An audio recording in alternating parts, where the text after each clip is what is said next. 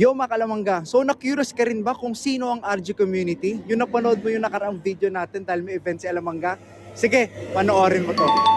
So, Kalamangga, nandito tayo ngayon sa Tagaytay dahil naghanap tayo ng mangga. Hindi, joke lang.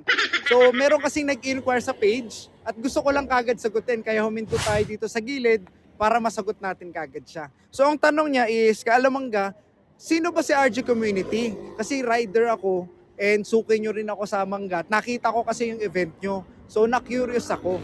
So, ito, sagutin natin. Si RG Community ay isang motorcycle group na ang advocacy is more on road safety. So, nagsimula siya noong 2013. So, si Wendell ako, kilala nyo naman, ako si Mr. Alamangga.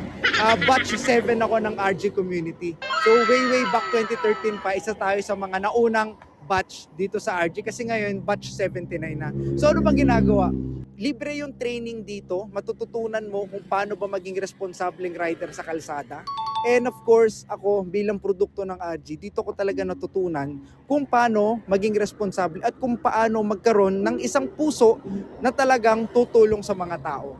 So kaya nagsimula rin si Alamangga dahil gusto netong tumulong sa mga kalamangga natin, yan, sa mga staff natin, and of course sa mga customers natin para mapasaya sila. Dahil yan dito sa RG, dito ko talaga siya natutunan. Dahil nung way back 2013, so I think first year college pa lang ako noon, nakilala ko tong grupo na ito. Malaki ang naging utang na loob ko dito. Kaya kung ikaw ay interested din bilang isang motorcycle rider, libre po itong sumali dito dahil may mga free trainings din tayo in rescue missions, charity, etc. So yun lang naman Kaalamangga. So sana makatulong tong simpleng video na to para sa'yo, para matuto ka rin maging isang responsableng rider or driver at matuto ka rin lalo pang mapalambot yung puso mo at matuto kung paano tumulong sa ibang tao. So see you Kaalamangga.